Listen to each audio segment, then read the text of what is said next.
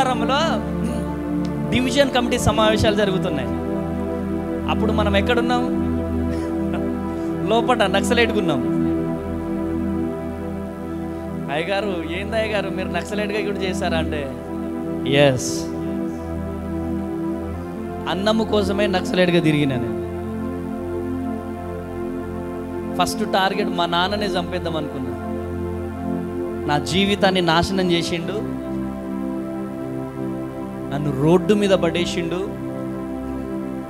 నా పరువునంతా తీశాడు. అందరి జీవితాలు మంచిగుంటే నా జీవితమే నాశనము చేసిండు అని మా నాన్నని చంపేద్దామని అనుకున్నాను. కానీ ఒకటి మాత్రం ఉంది, అనాథ శరణాలయంలో ఉన్నప్పుడు ఒక్క సండే నేను మిస్ అయ్యేటోని కాదు. ఎన్ని పీడిఎస్ ధర్నాలకు వెళ్ళినా, ఎన్ని రాసోరోగులకు పోయినా, ఎన్ని పాటలు ధూమ్ధామ్ కార్యక్రమాలకు పోయినా, ఆదివారం వచ్చిందంటే మందిరంలో ఉండేటోని. ఆదివారం పెట్టారు కుమ్మరారంలో డివిజన్ కమిటీ సమావేశం. క్లాసు మదన్నది, దళ కమాండర్, అప్పుడు దళ కమాండర్ మదన్న నూతన ప్రజాస్వామిక విప్లవం కొరకు ఈ సబ్జెక్ట్ ఇస్తున్నాడు. అసలు డైరీలు పట్టుకున్నాం, మొత్తం రాసుకోవాలా, మనం కూడా అట్లా తయారు కావాలా అని ఒక జీల్లో ఉన్నాం. కుమ్మరారంలో జరుగుతున్నాయి మామిడి తోటలో. పోలారం వెళ్తుంటే లెఫ్ట్ సైడ్లో ఉంటుంది మామిడి తోట, పెద్ద మామిడి తోట. ఆ మామిడి తోటలో మా వాళ్ళు అందరూ వచ్చేసారు, గన్నులు పట్టుకొని అందరూ వచ్చేసారు. 10 గంటలకు క్లాసు, మేము నైటే వెళ్ళిపోయినాం. ఉదయం 6 గంటలకు నేను మందిరంలోకి వెళ్ళినాను. పాస్టర్ రావట్లే, ఆరాధన స్టార్ట్ చేయట్లే. 8 గంటలకు ఎక్కడి నుంచో పాస్టర్ వచ్చి, పల్లెటూరు వాళ్ళు పొద్దున్నే వచ్చేసారు, మంచిగా ఆరాధన చేస్తున్నారు. ఎక్కడి నుంచో పాస్టర్ వచ్చిండు, ఆయన గుర్తులేదు నాకు, కానీ ఆరాధన చేస్తూ చేస్తూ చేస్తూ ఇట్లా చెయ్యి ఇట్లా పెట్టిండు. నువ్వు లే అన్నాడు అంతే. నేను లేచిన, అందరు భయపడుతున్నా. అక్కడ స్టూడెంట్స్ కూడా ఉన్నారు కొంతమంది. తేజన్న వచ్చాడేంది, ఇక్కడ తేజన్న వచ్చాడేంది, పాటలు పాడేటోండి అప్పుడే. కాలేజీ స్టూడెంట్, స్కూల్ స్టూడెంట్స్ అందరూ తేజన్న అంటే ఇష్టం. తేజన్న చర్చికి వచ్చిండేంది, తేజన్న చర్చికి వచ్చాడేంది అంటున్నారు. అయితే లేచి నిల్చున్నా, దేవుని ఆత్మతో నింపబడి చెప్తున్నా, నువ్వు రాంగ్ రూట్ వైపు వెళ్తున్నావు. దేవుడు నిన్ను సేవకునిగా వాడుకోబోతున్నాడు. గట్టిగా చప్పట్లు కొట్టాలి, గట్టిగా చప్పట్లు కొట్టాలి. హల్లెలూయా. దేవుడు నిన్ను సేవకునిగా వాడుకోబోతున్నాడు. నువ్వు గొప్ప సేవకుడిగా లేకపోతున్నావు. అప్పుడు నేను అనుకున్నా, అసలు AK-47 మన చేతికి రావాలి, AK-47 నా చేతికి రావాలి, నేను పాస్టర్నేంటి? మనం ఏదో ప్రార్థన చేసినామా, సేవకులకు సహకరిగున్నామా అంతే. నా జీవితంలో నాయకుడిగా ఎదగాలని బాగుండేది నాకు. ఎట్టి పరిస్థితులలో దళ కమాండర్ కావాలి అనేదే నా ధ్యేయం. ఈయనేంటి పాస్టర్ అవుతావు అన్నాడు. ఆ రోజు నుంచి నాకు ఆలోచన పడిపోయింది.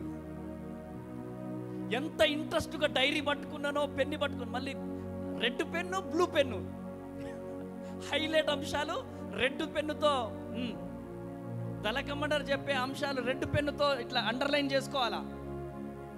ఎందుకంటే నేను కూడా లీడర్ అవుతా కదా, నేను కూడా సబ్జెక్ట్ ఇవ్వాలా, క్లాస్ ఇవ్వాలా.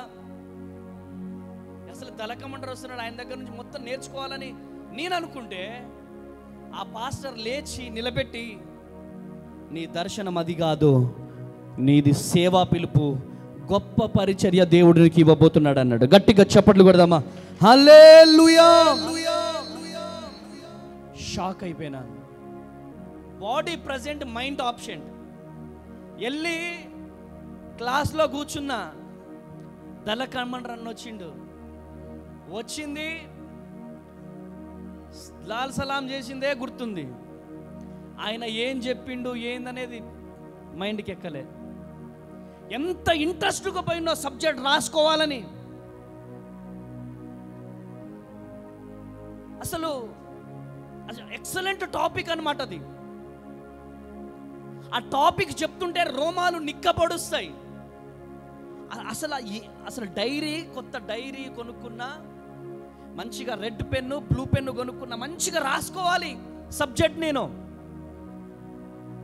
అసలు ఏం రాయలే. నేను సేవకుణ్ణి అవ్వడం ఏంటి, నేను సేవకుణ్ణి అవ్వడం ఏంటి? అదే అదే అదే అదే మీకు ఒక విషయం తెలుసా? నేను ఆ రోజు ఎలక్షన్స్ జరుగుతున్నాయి. ప్రోగ్రెసివ్ డెమోక్రటిక్ స్టూడెంట్ యూనియన్లో కొత్తగూడానికి, అప్పుడు డివిజన్ ఇది, కొత్తగూడెం డిస్టిక్ కాకపోయినా డివిజన్ ఇది. డివిజన్కి నేను సెక్రటరీ కావాలి, కానీ నన్ను ప్రెసిడెంట్ చేయలే, సెక్రటరీ చేయలే, అధ్యక్షులు చేయలే, ఉపాధ్యక్షులు చేయలే, కోశాధికారి చేయలే.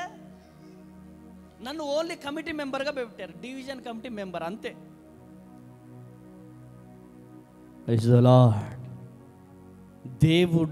దేవుణ్ణి అడిగా నేను. ఇప్పుడు నాకు అర్థమయ్యేది ఏంటంటే, ఆ నక్సలిజం అనేది ఈ సేవకు ఒక అడ్డుండేది. ఆ అడ్డుని నా దేవుడు తొలగించాడు. గట్టిగా చప్పట్లు కొట్టాల, గట్టిగా చప్పట్లు కొట్టాల. హల్లెలూయా, హల్లెలూయా. పోను పోను పోను పోను చాలా మందికి జీనా హై తో మర్నా సీకో, కదం కదం పర్ లన్నా సీకో అనే నినాదం ఇస్తా అంటే రోమాలు నిక్కబొడిసే నాకు అసలు పౌరుషమే రావట్లే. అసలు తప్పనిపిస్తుంది. ఎందుకు అంటే నాలో క్రీస్తు నివసిస్తున్నాడు, క్రీస్తు నన్ను వాడుకోవాలనుకుంటున్నాడు. గట్టిగా చప్పట్లు కొట్టాలి. హల్లెలూయా, హల్లెలూయా, హల్లెలూయా. ఆనాడు అడ్డుగా ఉన్నటువంటి ఎర్ర సముద్రము లాంటి ఆ నక్సలిజాన్ని 2 పాయలుగా దేవుడు ఏ విధంగా చీల్చాడో తెలుసా? యాక్సిడెంట్ చేసి. Praise the lord. నాకు ఆ రోజు యాక్సిడెంట్ కాకపోయి ఉంటే నాకున్నటువంటి దర్శనాన్ని, ఏంటి నా దర్శనం? AK-47 నా ఒళ్ళో ఉండాలి. ఎన్ని రోజులు కలలు కన్నాను నేను. ఆ లెవెల్ వేరు ఉంటుంది. AK-47 ఒళ్ళో ఉందంటే. కానీ ఎక్కడికి పోయినా జీవ గ్రంథము నా ఒళ్ళో ఉంటుంది. గట్టిగా చప్పట్లు చప్పట్లు. హల్లెలూయా, హల్లెలూయా, హల్లెలూయా. బ్రతుకునావా పగలినా, కడలి పాలైనను, అలలు ముంచి వేసిన, ఆశలు అనగారినా, నీ మాట చాలయ్యా, నీ చూపు చాలయ్యా, నీ తోడు చాలయ్యా, నీ నీడ చాలయ్యా. నీ మాట చాలయ్యా, నీ చూపు చాలయ్యా, నీ తోడు చాలయ్యా, నీ నీడ చాలయ్యా. నీ ఉంటే నాకు చాలు యేసయ్యా, నీ వెంటే నేను ఉంటానేసయ్యా. నీ ఉంటే నాకు చాలు యేసయ్యా, నీ వెంటే నేను ఉంటానేసయ్యా. చెప్పండి కొడదామా? నీ మాట చాలయ్యా, నీ చూపు చాలయ్యా, నీ తోడు చాలయ్యా, నీ నీడ చాలయ్యా. హల్లెలూయా, హల్లెలూయా. కొత్తగూడెం వచ్చాక శంభునిగూడెంలో మీటింగ్ పెట్టాను. అప్పుడు చింతోన్ చెలక దగ్గర ఎన్కౌంటర్ అయ్యారు. 9 మంది చచ్చిపోయారు. గుర్తుందా? బాటన్న మనవడు, ఐడియా ఉందిగా? బాటన్న మనవడు, వీళ్ళంతా చనిపోయారు కదా. ఎవరెవరైతే చనిపోయారో మన చింతోన్ చెలకలో వాళ్ళందరూ మా బ్యాచే. ఈ బైబుల్ గనక దొరకకపోయి ఉంటే వాళ్ళతో పాటు నేను కూడా ఎన్కౌంటర్లో చచ్చిపోవాలా. Praise the lord. ఇది జరిగి ఎన్ని రోజులైంది డాడీ? చింతోన్ చెలకలో ఎన్కౌంటర్ అయ్యారా? గుర్తుందా?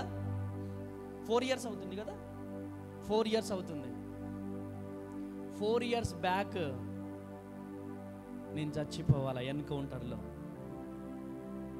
కానీ ఈ విధంగా మీ అందరి ముందు నిలుచున్నానంటే కేవలం నా యేసయ్య కృప, యేసయ్య కృప, యేసయ్య కృప. ఆమేన్, హల్లెలూయా. దేవుని నామానికి మహిమ కలుగునుగాక. ఈరోజు నువ్వు ఎవరివైనా కావచ్చు. దేవుడు నీకు ఎందుకు శ్రమలను ఇస్తున్నాడంటే, దేవుడు ఎందుకు నీ ముందు ఎర్ర సముద్రాన్ని పెట్టాడంటే, దేవుడు ఎందుకు నీ ముందు అప్పులనే ఎర్ర సముద్రాన్ని పెట్టాడంటే, దేవుడు ఎందుకు నీ ముందు ఆ అనారోగ్యం అనే ఎర్ర సముద్రాన్ని పెట్టాడంటే, నీ చేతిలో ఉన్న నీ కర్రని కరెక్టుగా యూజ్ చేయడానికి. గట్టిగా చప్పట్లు కొట్టాలి, గట్టిగా చప్పట్లు కొట్టాలి. హల్లెలూయా. నువ్వు చేతిలో ఉన్నటువంటి కర్రని కరెక్ట్గా యూజ్ చేసుకుంటే,